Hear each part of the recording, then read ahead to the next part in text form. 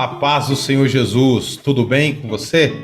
Que maravilha! Estamos aqui para mais uma aula da nossa querida Escola Bíblica Dominical. É um prazer enorme poder estar aqui novamente para juntos aprendermos um pouco mais acerca da Palavra de Deus. Se você é novo por aqui, eu me chamo Igor Feitosa. Nós somos professor de teologia aqui em Boa Vista, Roraima, e temos esse canal com o intuito de produzir conteúdo que lhe traga edificação, conteúdo que lhe possa lhe trazer conhecimento. Se você der uma olhada aí no nosso canal, você vai ver aí mais de 200 vídeos voltados para a área do ensino, para a área da pregação da Palavra de Deus, para a área do conhecimento da Palavra de Deus, trazer-lhe edificação. Se você não é inscrito no canal, inscreva-se no canal e fique à vontade para compartilhar os vídeos que temos aqui. Na nossa aula de hoje, iremos falar sobre o apóstolo Paulo, ou melhor, Paulo de Tarso, o perseguidor. É uma lição que corresponde à segunda lição deste trimestre, quarto trimestre de 2021, e é uma lição que corresponde às lições da CPAD. Na aula passada, nós falamos sobre o mundo do apóstolo Paulo. Mencionamos qual era o contexto social, cultural, político e religioso que Paulo estava inserido nesse momento aí das Sagradas Escrituras. No vídeo de hoje falaremos sobre o início da perseguição da igreja primitiva, ou seja, da igreja do primeiro século. Como é de costume, nós não fazemos uma abordagem minuciosa de toda a lição, até porque a lição é bem didática e ela já está bem explicadinha.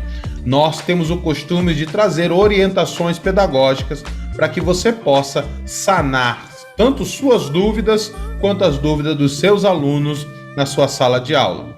Costumamos fazer uma abordagem da lição de uma maneira que possamos responder umas perguntas que podem surgir no decorrer da aula. E a nossa abordagem da lição, nessa oportunidade, começa no texto áureo da nossa lição, que vai nos dizer assim: E Saulo, respirando ainda ameaças e mortes contra os discípulos do Senhor, dirigiu-se ao sumo sacerdote. O que podemos então perceber com essa leitura do nosso texto áureo é que a perseguição contra a igreja ou contra os seguidores de Jesus não se limitou apenas no tempo de Jesus.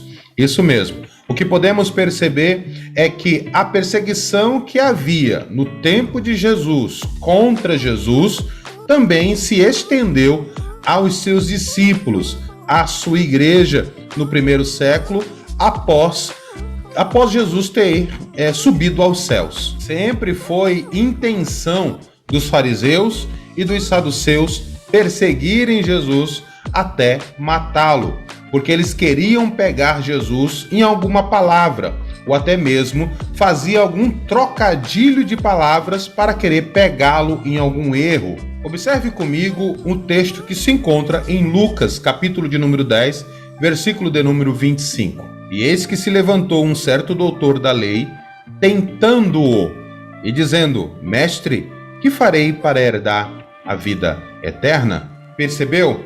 Quando eles se dirigiam a Jesus, sempre se dirigiam com a intenção de conduzir ou proporcionar um erro de interpretação ou um erro de palavras para que Jesus pudesse ser condenado ou ser pego em algum erro. Observe esse outro texto também, que se encontra em Mateus capítulo 26, versículo de número 1 ao versículo de número 5, que vai nos dizer assim: E aconteceu que quando Jesus concluiu todos estes discursos, disse aos seus discípulos: Bem sabeis que daqui a 2 dias é a Páscoa, e o Filho do Homem será entregue para ser crucificado. Depois os príncipes dos sacerdotes e os escribas e os anciões do povo reuniram-se na sala do sumo sacerdote, o qual se chamava Caifás, e consultaram-se mutuamente para prenderem Jesus com dolo e o matarem. Mas diziam: não durante a festa, para que não haja alvoroço entre o povo. Sempre nós vamos encontrar passagens como essas. Os líderes religiosos querendo aprisionar Jesus, pegar Jesus em alguma palavra. Ou seja, as perseguições que havia com Jesus também se estendeu aos seus discípulos, também se estendeu aos seus seguidores. Após a morte de Jesus e a sua ressurreição, a igreja primitiva deu continuidade ao ministério do Senhor Jesus. E com isso, a intensificação das perseguições também vieram contra a igreja. Essa rivalidade sempre existiu no meio da igreja, ou sempre existiu contra a igreja. A igreja do primeiro século era conhecida como a seita do Nazareno. É dentro desse contexto de rivalidade religiosa que Paulo ele surge no cenário de Atos dos Apóstolos. Ele surge no cenário de Atos dos Apóstolos consentindo na morte de Estevão, ou seja, aprovando a morte de Estevão. Mas pode surgir uma pergunta, professor, por que Paulo fazia isso? Ora, na mentalidade de Paulo, Paulo estava fazendo a coisa certa. Na mentalidade de Paulo, assim como na mentalidade de todo líder religioso da época, inclusive dos fariseus, Paulo estava sendo um grande patriota, ou seja, ele era um vingador da verdadeira interpretação da lei. Por ele estar pensando que estava fazendo a coisa certa e por ele ter tamanho prestígio religioso entre as autoridades religiosas de Jerusalém, Paulo foi até o sumo sacerdote, a qual concedeu a ele cartas para que pudesse prender os crentes, para que pudesse aprisionar os crentes, para que pudesse destruir a seita dos nazarenos, como eles mesmos chamavam. Aqui pode surgir duas perguntas. A primeira é: quem era o sumo sacerdote? E a segunda é: professor, o que é seita? Talvez um aluno na sua sala de aula possa se questionar acerca o que é uma seita. Bom, no dicionário da Bíblia de Almeida, vai nos dizer que seita é um grupo religioso que se separa de um corpo maior. Ou seja, as pessoas daquela época imaginavam que o cristianismo era uma seita porque ele saiu de dentro do judaísmo. Por isso que chamava seita dos nazarenos. E por que Nazareno? Era chamado assim porque Jesus foi criado em Nazaré, na Galileia. Era um pequeno povoado da Galileia, como nos informa Mateus, capítulo de número 2, versículo de número 13 ao versículo de número 23. Bom, aí então respondemos o que é seita e o que é nazareno. Agora, quem era o sumo sacerdote da época de Paulo? Porque a Bíblia vai nos dizer que Paulo ainda respirava contra a igreja, ameaças contra a igreja, e ele foi até o sumo sacerdote pedir cartas, pedir autorização para poder perseguir os crentes, para poder colocar os crentes em cadeia ou aprisioná-los. Bom, não nos é dito com clareza quem poderia ser o sumo sacerdote na época, ou quem era o sumo sacerdote na época. Mas existe um texto bem interessante da palavra de Deus que se encontra em Atos. Atos capítulo de número 4, versículo de número 6. Leremos na versão da Bíblia de Jerusalém, que nos diz assim: estavam presentes os sumos sacerdotes Anás, Caifás, Jonatas, Alexandre e todos os membros da família dos chefes dos sacerdotes. Observe que esse texto vai nos falar a respeito de alguns sumos sacerdotes ou líderes dos sacerdotes que existiam ali naquele momento, ou seja, dentro do contexto em que Paulo estava inserido. Eu quero fazer aqui a indicação de um livro que traz algo muito interessante e que é de suma importância para que você também tenha na sua biblioteca. É um livro chamado Jerusalém no Tempo de Jesus, de Joaquim Jeremias. A editora é a editora Paulos. Eu vou deixar o link deste livro aí na descrição do vídeo, caso você queira adquirir esse livro. Na página 511 desse livro, o escritor Jeremias, ele nos traz algumas informações muito curiosas a respeito do tempo de Paulo e quem poderia ser esse sumo sacerdote a qual Paulo foi até ele pedir autorização. Ele nos apresenta alguns nomes, começando por José Caifás, que vai dos anos 18 ao ano de número 37 depois de Cristo. Também temos Jonathan, filho de Anás, que é datado no período da Páscoa, do ano 37 depois de Cristo. Tem um outro também, filho de Anás, chamado Teófilo, que é datado a partir de 37 depois de Cristo. E por fim, Simeão Canteras, filho de Boetos, que é datado a partir do ano 41 depois de Cristo. Segundo esses fatos históricos datados de acordo com grandes pesquisas que foi feito por esse autor Jeremias, ele acredita que o sumo sacerdote naquele período tenha sido José Caifás, que é datado do ano 18 até o ano 37 depois de Cristo. Acredita-se que tenha sido esse sumo sacerdote que tenha dado autorização para Paulo para perseguir os crentes daquela época. Tudo bem, professor. Então, Paulo foi até o sumo sacerdote, pegou estas autorizações e agora ele passou a ser um ferrenho perseguidor da igreja. Ele estava perseguindo a igreja de forma tremenda. Mas Paulo, ele podia matar os crentes? Talvez possa ser uma das perguntas que possa surgir aí na sua sala de aula. Paulo podia apenas prender ou Paulo podia matar os crentes? Não foi pouco as vezes que eu já ouvi irmãos pregando e talvez de uma forma equivocada falando que Paulo matava os crentes. Mas se nós fizermos uma análise bem cuidadosa, fazer uma averiguação e uma leitura bem cuidadosa dos textos da palavra de Deus, nós veremos que Paulo não tinha autorização para matar, apenas para prender os crentes. É exatamente isso que podemos observar em uma das suas falas, que está registrado em Atos, capítulo de número 26, versículo de número 10, que vai nos dizer assim: "Porque também fiz em Jerusalém, e havendo recebido a autorização dos principais dos sacerdotes, encerrei muitos dos santos nas prisões. E quando os matavam, eu dava o meu voto contra eles." Observe que Paulo menciona que não é ele quem matava, mas ele dava o voto, dizendo que, esse daí você pode matar. Ou seja, ele mesmo não matava. Ele não matava com as suas próprias mãos,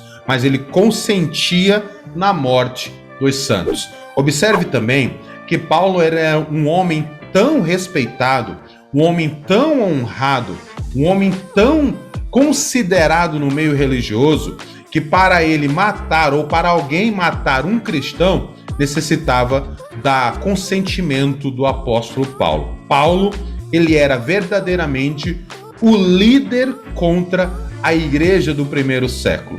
Ou seja, quando havia uma morte, era porque Paulo tinha consentido nesta morte. É como podemos ver no livro de Atos, que fala-nos sobre o martírio de Estevão, porque Paulo também consentiu na morte de Estevão. Ou seja, foram matar Estevão já com a autorização do apóstolo Paulo. Por isso que eu, particularmente, não considero bem colocado a palavra exterminar, fazendo menção a Paulo contra a igreja. Porque Paulo não matou nenhum cristão, mas Paulo perseguiu de forma ferrenha os cristãos daquela época, mas não exterminou. Quem matava eram os outros líderes religiosos, mas com a intenção e autorização do apóstolo Paulo. O que nós podemos ver é que a perseguição contra a igreja do Senhor não se deu apenas ali no período do primeiro século, mas ela também se estendeu a muitos e muitos séculos que vieram após o apóstolo Paulo. Ou seja, ela não se deteve apenas no período de Jesus E ela não se deteve apenas no período do apóstolo Paulo, mas ela estende-se até os nossos dias de hoje. A perseguição contra a igreja é uma realidade que nós estamos vivendo até mesmo nos nossos dias de hoje. Só que ao contrário de antigamente, aonde a perseguição era por questões de ideias religiosas, as perseguições eram por questões de interpretação de doutrinas, de costumes, de cerimônias de purificação. A perseguição naquela época é no campo das ideias e no campo da interpretação da Torá. Como os judeus interpretavam a Torá, como os samaritanos interpretavam a Torá. Dentre as nações ou os povos que eram politeístas, no caso os gregos, no caso os romanos. Então naquele período a confronto era dentro da teologia da época. Hoje a perseguição contra a igreja é algo bem diferente daquela época. Já não é mais apenas no campo das ideias, mas também na área política, dentro da ideologia, a qual as pessoas têm procurado impor dentro da nossa sociedade nos dias de hoje. Existem 2 livros que eu também quero deixar a indicação aqui para você, que são livros fabulosos que vai lhe ajudar a compreender como era a perseguição nos tempos não só do apóstolo Paulo, mas como a narrativa da perseguição até o século de número 19. O primeiro desses livros é Livro dos Mártires, de John Foxe. O segundo é Catatumbas de Roma. Todos são da CPAD. São livros fabulosos e que estão com preço imperdível, que se você quiser adquirir, na descrição desse vídeo aí embaixo, vou deixar o link para que você possa adquirir de uma forma segura e rápida, para que você possa aproveitar o máximo nesse trimestre. Hoje a perseguição já é no campo político ideológico, ou seja, nós estamos vivendo em um estado laico, mas ser laico não é sinônimo de ser um país ateu, que não acredita em Deus. Ser laico significa que nós temos a liberdade de expressar a nossa fé, a nossa crença, e não somos ou não podemos ser tolhidos por isso. A nossa Constituição garante a nossa segurança no local em que nós escolhemos para poder adorar a Deus ou professar a fé ou o credo que nós acreditamos. Mas de uns tempos para cá, as perseguições têm mudado.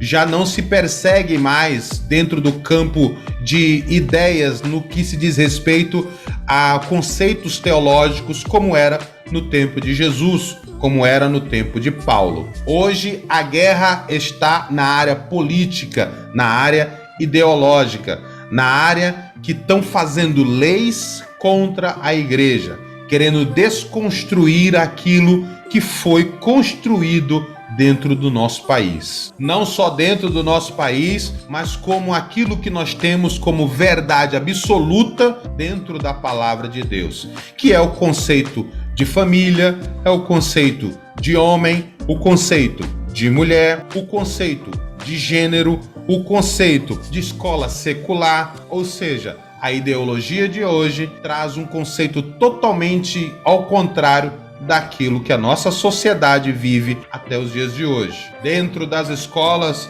é implantado o evolucionismo ou implantado o design inteligente. Dentro das escolas é implantado o marxismo, a mentalidade de Karl Marx em uma transição progressiva, lenta para o comunismo. É isso que tem se ensinado em nossas escolas, em nossas universidades, preparando as bases do país para ser um país comunista. Isto é classificado como uma perseguição contra a igreja. Hoje, nós não podemos pregar mais em todo lugar. Hoje, já não podemos mais ter tanta liberdade como tínhamos outrora. A cada tempo que passa, estão fazendo leis contra a igreja. Eu quero chamar a sua atenção para este site, o site da Isto É. Ele vai nos falar sobre cristãos perseguidos. Aqui nessa reportagem ele está falando sobre a morte de muitos cristãos que se deram em uma ocasião. Observe muito bem o que ele está dizendo. Mortes de cristãos que protestaram contra atestado a uma igreja, expõe o ódio aos seguidores de Jesus, algo que vai além do Oriente Médio. Observe que essa reportagem ela reconhece que a perseguição dos cristãos não estão apenas ali naquela região, vai além do Oriente Médio. Veja esses outros dados, que também é uns dados da revista Isto É, a intolerância religiosa. Até hoje, 70 milhões de cristãos foram mortos por causa da sua fé. Desse total, 45 milhões somente no século XX e nos últimos 10 anos. Atualmente, um cristão é assassinado a cada 5 minutos. De cada 10 perseguidos em países islâmicos, 7 são cristãos. Desde 1945, 10 milhões de cristãos emigraram por conta da perseguição. Perseguição esta que tem aumentado dia após dia no mundo inteiro. Ou seja, ela começou lá no tempo em que Jesus evangelizava, pregava e anunciava coisas boas. E depois passou na igreja primitiva. Paulo se tornou um grande apóstolo dos gentios, como nós já estudamos, e através de Paulo a igreja tomou força para passar das fronteiras, né? E atingindo ali praticamente quase toda a Ásia, ou praticamente a Ásia toda. A evangelização mundial praticamente. Mas em muitos países, principalmente países comunistas, a perseguição contra a igreja é algo tremenda e muitos dos nossos irmãos estão morrendo. Em nossa lição, é muito bom nós conscientizarmos os nossos alunos da importância de permanecermos fiéis ao Senhor. Independente qual seja a situação que a igreja esteja vivendo no nosso tempo, na nossa época, é importante que tenhamos sempre a ideia de que fiel é Jesus para nos dar o livramento que precisamos. Nós podemos entender pela palavra de Deus que aos poucos esse funil vai se afunilando mais ainda, ou seja, a igreja vai indo para mais fundo deste funil, ou seja, as coisas vão estreitando cada dia mais, mas enquanto a igreja puder lutar a favor dos seus direitos, ela deve fazer isso. E esta foi a nossa pequena aula de hoje. Foi uma aula rápida, abordamos alguns assuntos que eu achei que seriam assuntos necessários para nós estarmos esclarecendo aqui, algo bem importante para nós. Então, sempre deixando aí uma dica, um esclarecimento pedagógico, algo voltado à curiosidade da nossa lição. Mas muito obrigado pela sua audiência, pela sua presença. Compartilhe essa aula com outras pessoas. E se não é inscrito no nosso canal, inscreva-se em nosso canal. Deixe um comentário aí embaixo. Acione as notificações. Deixe o seu joinha. Nos ajuda o canal, o professor continuar crescendo. Se você tem interesse em adquirir aqueles livros que foram indicados, os links estão logo aí embaixo, tá bom? Então, paz do Senhor Jesus e você me vê na próxima aula.